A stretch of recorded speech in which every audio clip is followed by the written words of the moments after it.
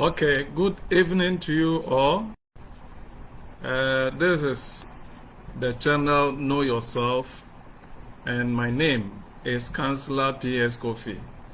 Today, we are so fortunate to have our wonderful viewers. Today's presentation is done virtually. We are on Facebook, and some others are joining us via Zoom. We have such an interesting topic to discuss with you today. We oftentimes aim at giving you topics that will help build our relationship, so our relationship could be stable for all of us and enjoyable.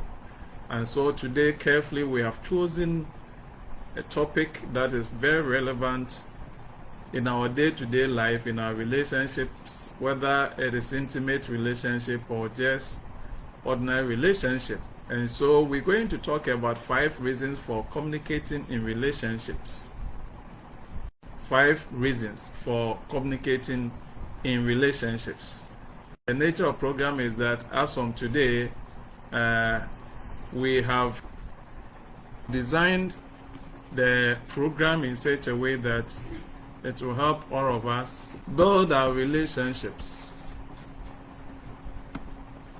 to a very large extent.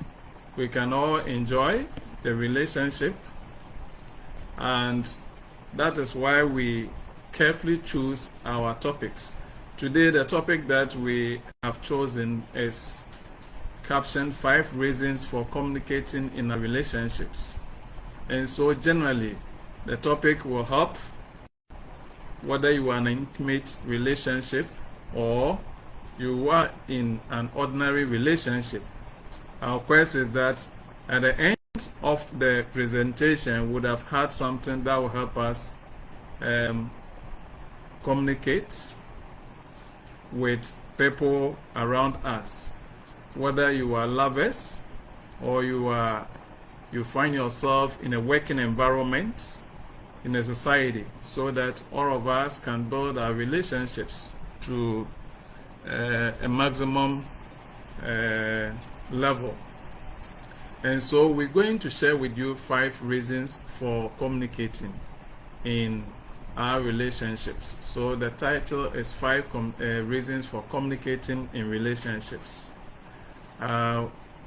We have challenges with the network, but I'm hoping that it will work so that those who are also listening to us via Zoom the vehicle will be standstill. And so communication is serving as the wheel, and the wheel mostly ensure the movement of the vehicle. And so for the vehicle to move, you need the wheel to roll, and the car can move to any direction. So that is what communication does, according to Courtship 2015. In fact, anytime we are in relationship and we are able to communicate well, it is possible, according to available literature, that we can also relate well. And so, in most cases, it becomes very difficult for people to communicate because you find it difficult to know the reason behind what your other party, that is the speaker or the giver, is giving you. So we have the one sending the message and you receiving it. You must be in position to decode what that person is encoding or sending to you. And so we're going to share with you so that anytime that you are in relationship, whether it is at the workplace, whether it is a social relationship, or you are in an intimate relationship, you would be able to at least decipher from what we have heard today. That will guide you to know what a person is doing. Now, one first reason that I want to share with you among the 5 is that we have something we call instrumental communication. And when you say instrumental communication, it is a communication that seeks to ask for, or if you like, choose something, or to tell someone what you need. So you want to find out if someone is communicating with you in a relationship. You want to find out whether the person is communicating to you to ask for something, or he wants to choose, or she wants to choose something, or better still, to tell you that I need A or B. And so if you don't try to read between the lines to know what the person's intention is, the reason, you need to go into the person's mind's eye to be able to know, so that if indeed the person is asking for something, or he wants to choose something, or they want to choose something, or they want to tell you that they need something, you will be able to give that particular piece of information to that individual who is asking you. Today, because we are coming live, we will not blend it with our local dialect. We're going to speak English throughout. But when it comes to question time and you want to speak Fanti or Twi, that one I understand, I'll be able to address it accordingly. And so, I want us to register the first reason why people communicate. And people communicate, we are saying that either to ask or choose something, or to tell you that they need something from you. And so you have to know, and that is technically what we refer to as instrumental communication. And then another reason behind someone communicating in a relationship is what we call informative communication. As the name implies, informative communication. This is the kind of communication you find in a relationship in order to obtain. That person asks you, he's trying to obtain information from you, or that person wants to describe something or give you just information, as the name is. So informative is the person you ask yourself, the person that I'm speaking with, that one that I'm engaged with, that I am in a relationship with, and this time that the person is communicating with me, is he trying to seek for an information? Is he trying to obtain an information from me? Or he just wants to describe something to me? And in that case, that will help you to know that you don't need to even react. The person is just giving you information. Or better still, if the person is obtaining it, then it means you need to know the particular type or kind of information the person is looking for, so you can provide it accordingly. Then number 3, we have something we call expressive communication. Expressive communication. Expressive communication is when we communicate to express our thoughts, our feelings, and ideas. In most cases, when we are in relationship, we tend not to communicate, because the information that we want to give to the person or want to obtain from the individual is misunderstood. And anytime that misunderstanding comes, it becomes very difficult for us to communicate. So you say one and the person thinks you mean two. And so in this kind of expressive communication, we are just looking at a situation where the person is trying to express his thoughts. You've done something to him or her, he or she doesn't like it, he or she doesn't want it, and is expressing his feelings to you. And so you need to be aware of the kind of the feelings, the tone that he's using, and so you'll be able to position yourself accordingly. What kind of feelings is the person expressing? Is it that which is cordial, that is inviting, emotional, intimacy, or what? Or what kind of idea is my loved one or my friend trying to communicate or portray?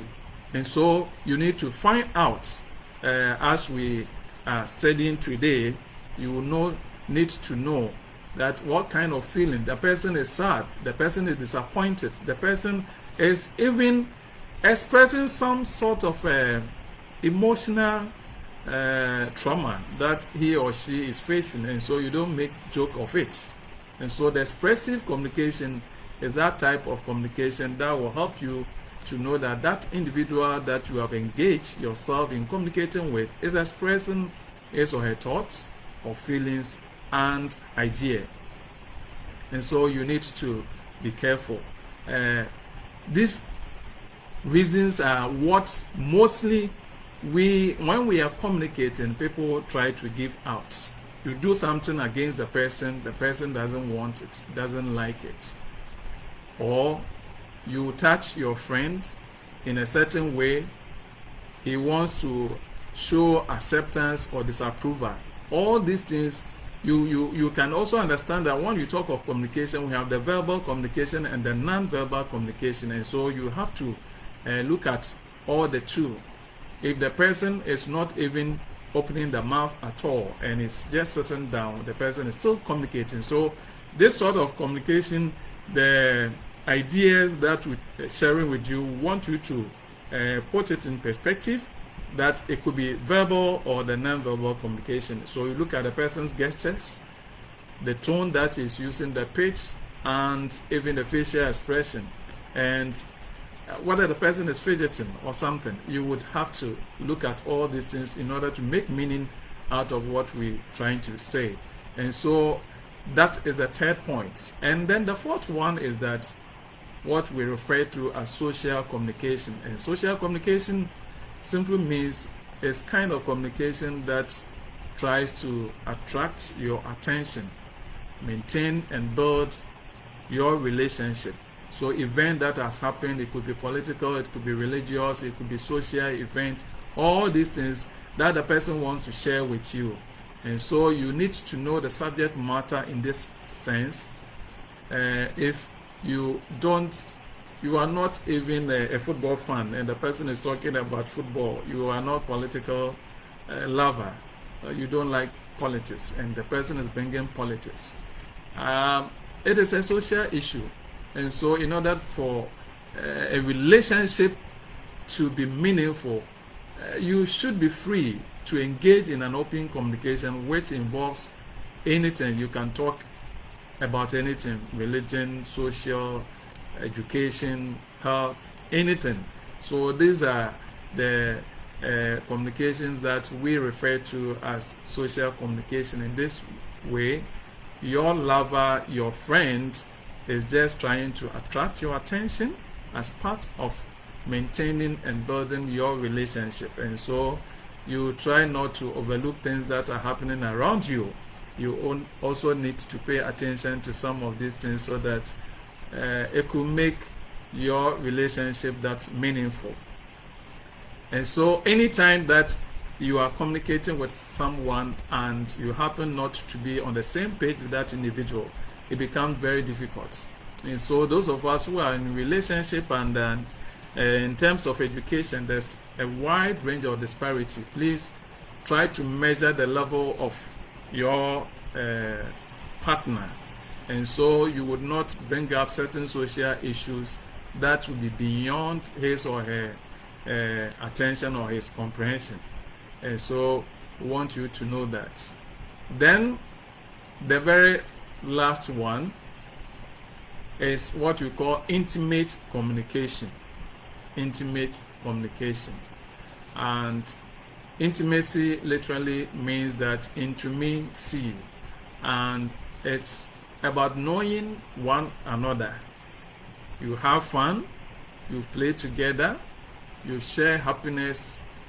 I mean, you are friends basically. Of course, if you go to my YouTube channel, I have treated a topic like marriage from friendship standpoints, and in that episode we shared with you that the best way to get someone as a lover is to see him or her from friendship standpoint. A friend is, in that sense, we pick something from Augustine, who said that is the type of person you can feel his or her absence when he is not home, she's not home. When the person is approaching, you find some kind of joy that the person is coming. You share all the ideas, your intimacies with the person. In fact, the mere hearing of the footsteps would help you to be organized and to be happy.